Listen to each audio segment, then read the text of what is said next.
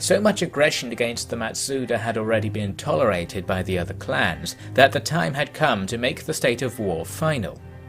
With the northern mountain circuit secured, Yoshiaki conquered from coast to coast, trapping the Matsuda armies between him and his son in the west. Yoshishige, with the aid of Chikaharu, as some sources suggest, had finally broken the stalemate and began a conquest through which he hoped to catch up with his father, in many ways. These nobles seem to have some history with you, General. Not with me, Lord. The Kobayakawa family was very influential in this area before the Matsuda took over. And now it shall be again, is that it? No, my lord. Please, Lord, if you have reason to doubt my loyalty, then say it. I have nothing to hide, my lord. Is that so? Answer me this. What do you think of what the Nanban are doing? I don't think it is my place to judge them, Lord. But everyone does, so what judgments would you make? I think they cause unwanted disturbance, and that their coin and goods look less and less important in the light of our own achievements, Lord. Oh my, what a very good way of putting it. You've been thinking about this moment, haven't you? No, Lord, not especially. It's a matter of pride, General. That Uno told me something like that once. I can't forget it. Father does not understand that. This is why we must conquer the Matsuda at once, General. We must show the clan that Father does not sit at the hand of God, as he would let people believe.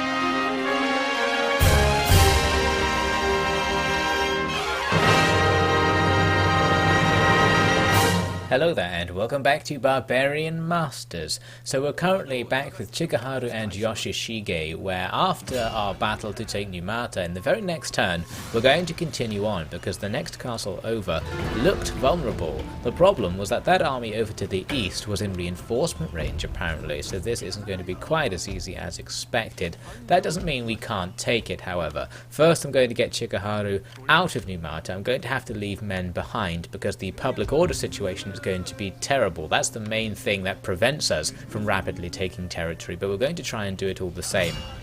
Now Yoshishige is going to break the siege, and Chikaharu is going to come in to try and do this siege instead, because he knows the way to do it. He is going to use the trick that Yoshiaki must have taught him many years back now, attacking the castle with such speed that the large army outside can't even react and will just admit defeat once the castle has fallen. So all we do is deploy as close as we can and start running at the walls. Going to have some samurai make the easy climb on the western side, putting us nice and close to the capture point. Meanwhile our Ashigaru are on the eastern side. They're not really going to make an attack. Their job is to distract any potential advanced elements of the enemy's reinforcements that arrive too soon. We just need to stop them from going into the castle and disrupting our capture. Yoshishige's army out in the corner, not really going to do much at all in this fight. So our initial wave of samurai gets inside and immediately moves both to capture the gate so more stuff can get in, and to go towards the capture point, climbing into the second section. We've got towers to capture and of course the Tenshu. Our Ashigaru are currently just providing a distraction, getting the enemy's archers to fire at them and some of our own archers firing back at stuff inside. This is the point though when the enemy finally start to react to our attack. They waited until we'd got quite a few men in before they came to counterattack, so that's good. And all we needed to do was have something blocking the ramp up to where the Tenshu capture point is, so they couldn't get through, and that pretty much worked. Even though they did push us away from the ramp, they were busy fighting with our troops, so they didn't go up to investigate the situation near the Tenshu. So there's going to be a tiny bit of a bloody melee there, but it's mostly our samurai fighting their Ashigaru, so that's good. Kobayakawa came inside to try and start a fight with these archers. They were doing a decent amount of damage to our Ashigaru outside of the castle, so I wanted to lock them down in melee. Eventually got some no-daichis in there to do the business. Meanwhile, the enemy's main force is getting pretty close now, just starting to cross the bridge onto the island the castle is on, but we have now got the Tendou capture point, so the countdown will start. We have to wait 1 minute, and while we do that, we can capture this tower and gatehouse, which will prevent the enemy from counterattacking, so this will guarantee that we keep the capture point for a while. Yoshishige arrived with some of his cavalry just to quickly be here as the battle is won, so he can claim some part in fighting it, even though he didn't actually do any of the fighting himself, and no one from his army did. Most of his army still sitting in the corner. Eventually it's a decisive victory. It actually takes about 10 to 15 seconds more than the timer says to win, because it sits on 0 for a surprisingly long time. But finally we get it, and we manage to avoid fighting the enemy's main force, exactly what we wanted to do. So ultimately just modest losses on both sides. We took a lot of damage to towers and from the losses you take when climbing up the wall. So many of our samurai units are a bit damaged there because of that. But we've achieved our objective. We move in and take the castle, and the enemy army is forced to retreat away a little bit. So that's all well and good. That army is still very powerful, so we do need to tiptoe as much as we can and see if we can take stuff from them without fighting it. There's even a chance to do so here, where the next castle along is vulnerable to the same strategy we just used. Unfortunately, we can't reach it this turn, but we'll keep that in mind and see what the enemy do. Now back over with Yoshishige, I'm also sizing up the enemy. They were previously looking like they wanted to attack us, but right now they've gone back. I think they're distracted by the fact I'm attacking them from the west. They don't want to attack us in the east at the same time. So that's bought us a tiny bit of room to maneuver. My main thought right now is I'd like to go and take Eastern Harima down there using our reserve army, just so we know that we're only facing the enemy in one direction. And while we do that, we can secure ourselves a tiny bit, once again using our agents. For your next mission, I would like you to head west. There isn't much traffic on the Western Road of late, as I'm sure you can appreciate. I might suggest that staying in the towns would be more productive. You are wrong there, Father. I need you to detain anyone travelling between the domains, and instruct them as per your whims. Detain, good king. I think that will be difficult, and ultimately uncalled for. You will have some of my troops at your disposal, in plain clothes, of course. Your goal is to create a small cult that you can use to your advantage should the enemy forces march against us. All you need to do is block a few roads with your congregation, fill up a few inns, deplete a few food stocks, and it will become all but impossible for the Western armies to attack. Good king, I must protest. I believe it likely that they would simply kill us if we were to pose such a disturbance. Not at all, Father. You see, Nanban like yourself are known to be under my protection. The Matsuda are intelligent enough to know that killing you or your companions will bring the same fate on them and their kin.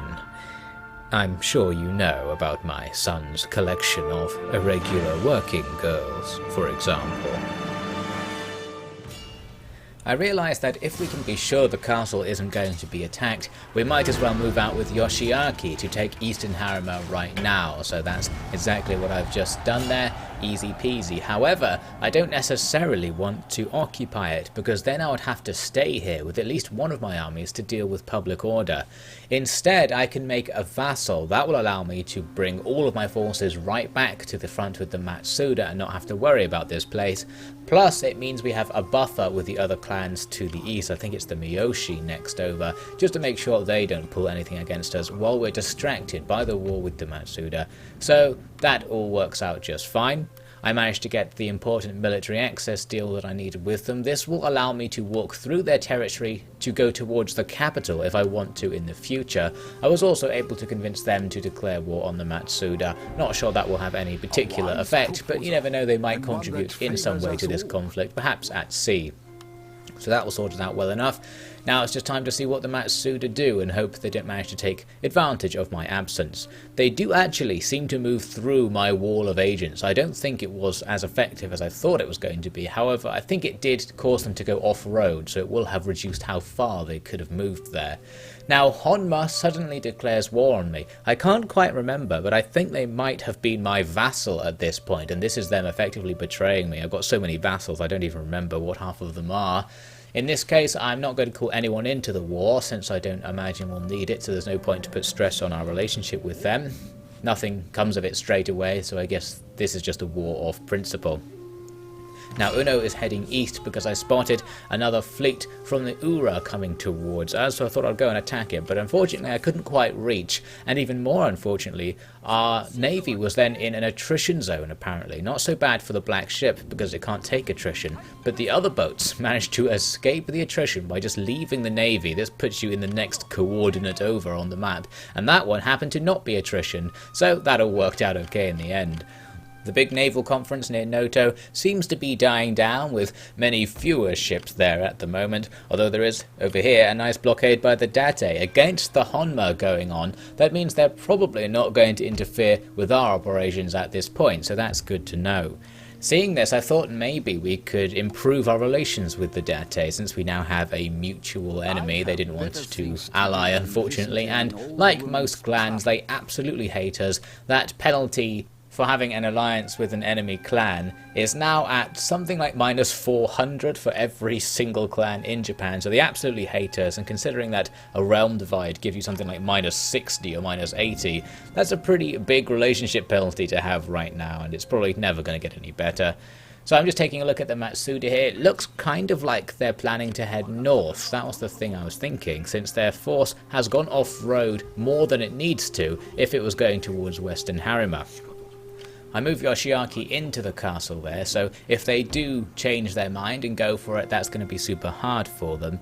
But as for defending against a move to the north, all I can really do is put Kurokawa in an ambush position along the road. The problem with that is that his army is so much weaker than his enemy forces that an ambush might not necessarily help us in any way, but I could try to use my agents to turn the tables very slightly. No use staying quiet, Nanban.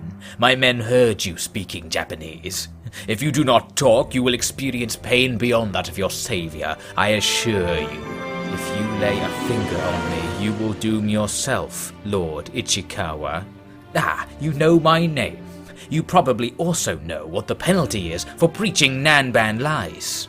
I know the cost in souls if I do not, noble lord. Just tell me where the army of Lord Kurokawa is positioned. Obey, and I shall make it quick.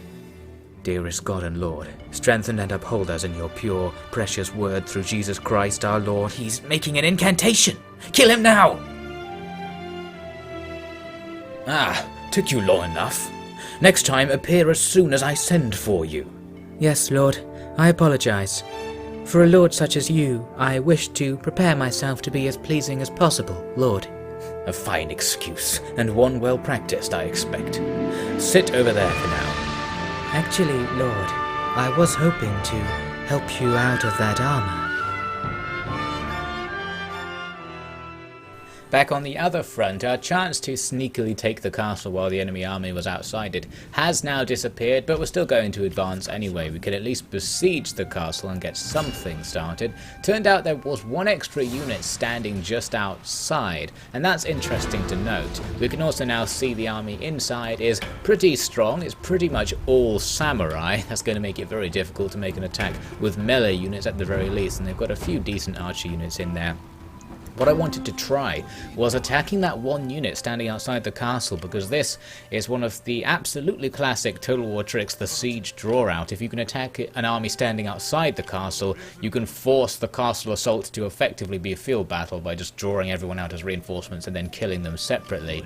Unfortunately, the zones of control and movement ranges, etc. didn't allow for it in this case. I'm going to keep these guys under siege anyway, both because the siege timer isn't all that unreasonable, I could wait them out, and because there's a chance they'll sally against us and turn this into a field battle anyway. Just making sure that Kobyukawa there is in our territory while we wait, so he'll get replenishment just in case nothing happens here. So as we moved on, they actually did come and siege sally, so that was exactly what I needed. That will make our life significantly easier. We have an advantage in this battle, so they're feeling particularly desperate right now. They don't seem to think they can get any reinforcements, and that's their choice. Let's just fight them. The enemy commander is very inexperienced, and he is also one of these guys who's been forced to be the daimyo of the clan. Maybe he's feeling the pressure right now. So I just about managed to get our reinforcements into our formation before the battle started. The enemy just rushed towards us with everything. We have nothing special in terms of our formation, just a line of spears with the skirmishers behind. At the back of the map, the enemy's reinforcement archer unit was coming on, so I sent some cavalry just to dispatch them before anything got started.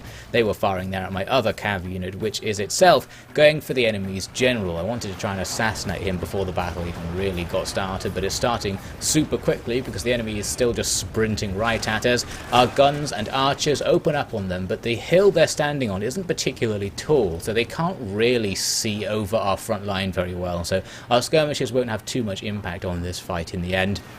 I had to cool off my cavalry at the back there because the enemy sent some units backwards to prevent us from killing their general, but that's good. It means those units aren't taking part in this fight where the enemy's troops clashing against ours on the front line.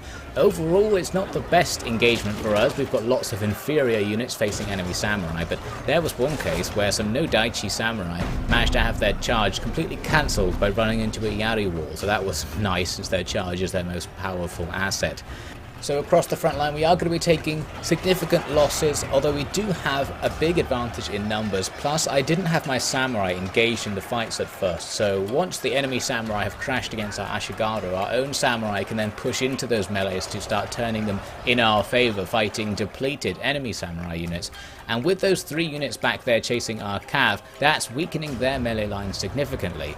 Plus we have additional cavalry who start making an attack on our left, and this immediately routes a couple of units. We're going to slaughter some samurai here, and this is going to really turn things in our favour. That balance bar is starting to look really good now. Multiple units routing as a result of that attack, and further down the line the enemy's morale starting to break as well. In the centre and centre right we're pushing forwards with units who charge through everything, slaughtering the guys who are routing, and hit the enemy's ranged units to start engaging them as well. They're not going to do all that well, of course. Finally, on our right side where the enemy commander was, we also got those routes that we were looking for, and the commander himself going to try and get out of there, but he's being swamped by everything, just about making a rear attack on him as well. So now there's a bit of a chaotic mess where I'm trying to clear things up. The battle isn't over because of these units out here, but they're going to be nice to us and just shatter as a result of army losses. So since they're trying to get away now, the battle will come to an end. That will allow me to effectively auto-resolve everything that's left on the field, which will leave very little left alive from the enemy force inside the castle, which was our main target for this fight. A very rapid, decisive victory in the end there. We did take pretty substantial losses on our front line just because the enemy units were good. That fight was over so quickly, it almost didn't seem like it could have gone particularly poorly for us, but I think both sides were just slaughtering each other with extreme speed, and we had the numerical advantage that made that go our way. So we did take the castle there as a result of that, so that's good, speeding things up a little bit. And the Matsuda in the east not only fall back, but ask for peace. So it seems we really have them up against the ropes. Now I was considering peace for the similar reasons we've done before, where we do need to convert provinces over and try to secure the public order situation in some of our new conquests. But I thought it would be possible to get away without doing that, and so since the enemy didn't also want to give us some money in exchange for peace, I decided to keep the war going. There are still more opportunities for us to take. So here in the west I did a lot of shuffling around. I've rapidly recruited some new troops, some drafted troops, and we're going to leave some of our armies behind in order to make sure we can still go on and attack another Matsuda castle, just because they don't have anything, so we might as well take this opportunity, even if it means we're going to be not taxing pretty much all of this stuff we're taking, so we're not really gaining anything economically from these conquests, but we will eventually. I managed to get Chikaharu with a few samurai to come and reinforce Yoshishige's attack on this castle here, just to make it even easier. He doesn't really need to be here, but having him there will increase his experience and make us take slightly fewer losses in that auto-resolve, not that it matters in this particular case. So there's the castle captured. Now in this case we probably are going to have to stop for a turn or two because we are going to run out of effective units if we start leaving samurai behind all the time to act as garrisons. We'll start drafting things instead. We also need to destroy the constant siege workshops and powder makers the AI seems obsessed with building around the place. Handily here there's a holy site, so we can even build a gigantic cross as a sign of the new order coming to town. That will help convert people to Christianity, and I'm sure Yoshishige will enjoy using it as a symbol of his own power.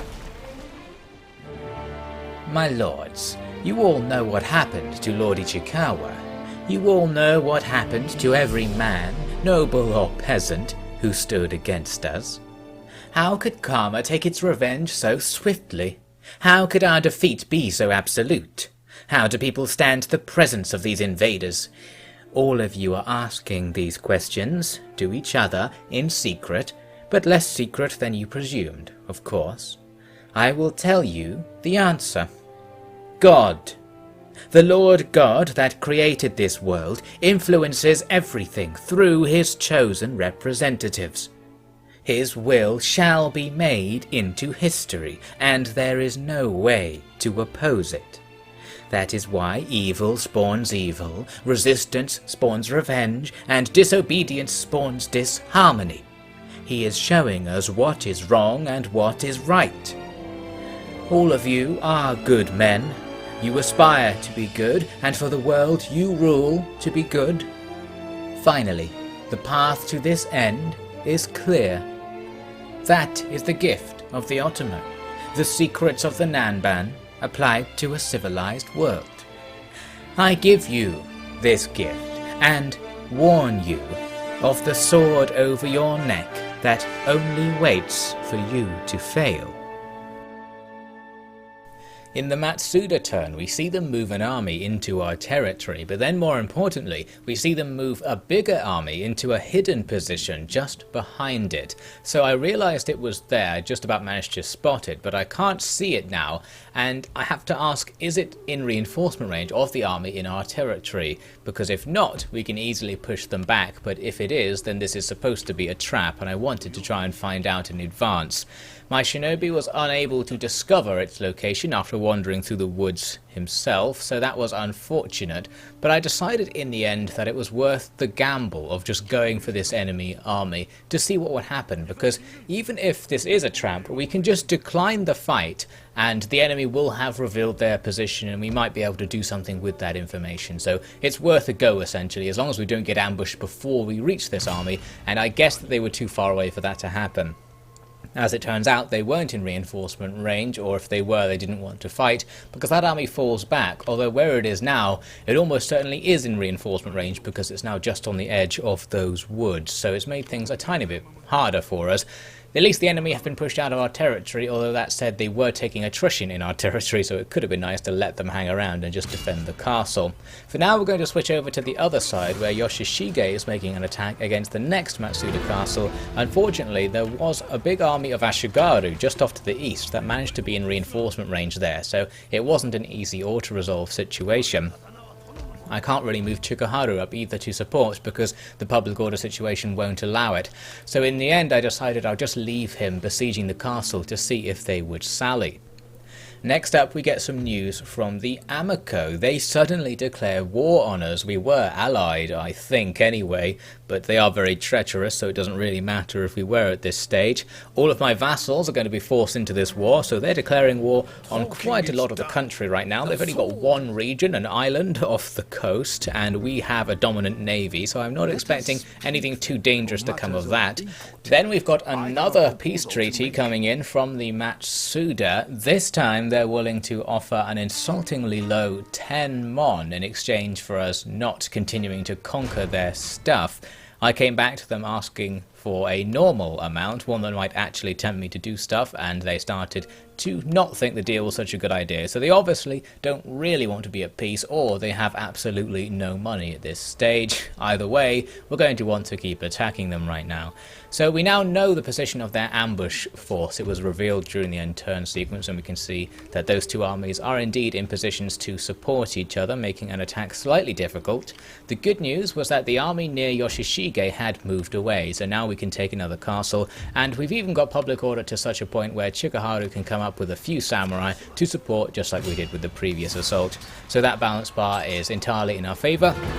We'll just take that castle for free and then see what the Matsuda do next, and we really are going to be spreading ourselves thin in terms of public order right now, so we're just having to spend lots of money recruiting new drafted troops to keep things under control.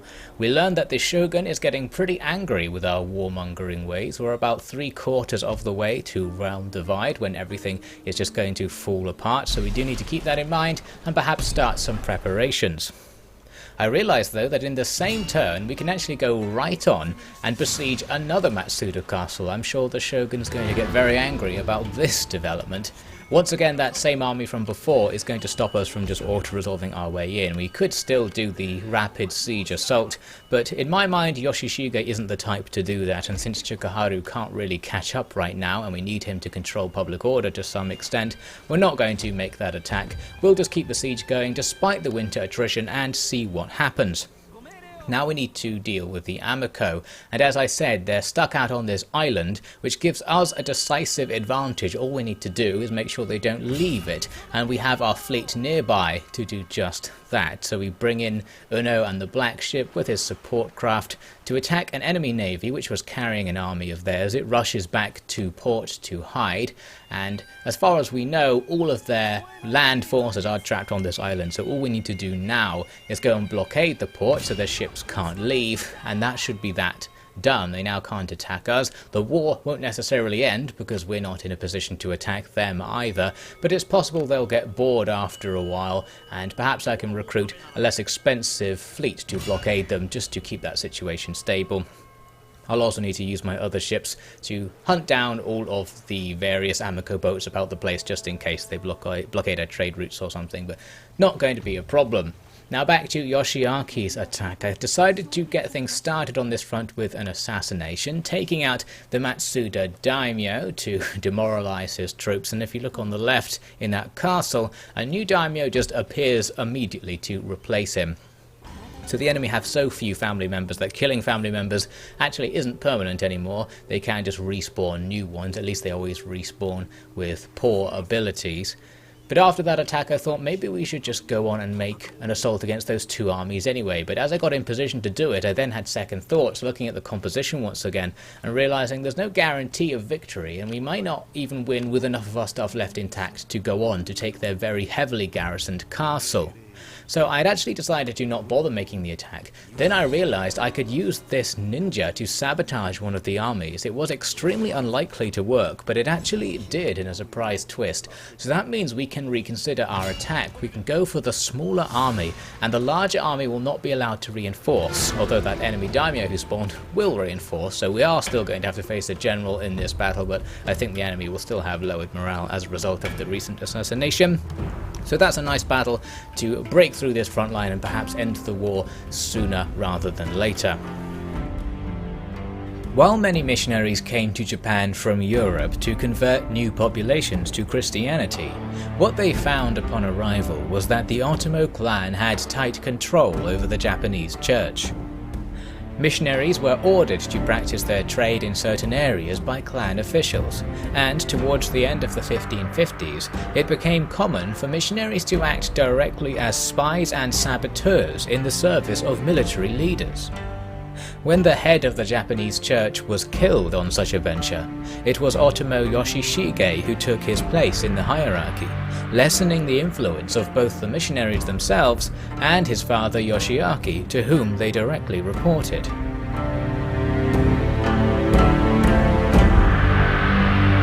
Thank you everyone for watching, and thanks as always to the OfficiallyDevin patrons for making all of this happen. We'll move to close the book on the Matsuda and enable us to think about greater ambitions in the next episode of Barbarian Masters.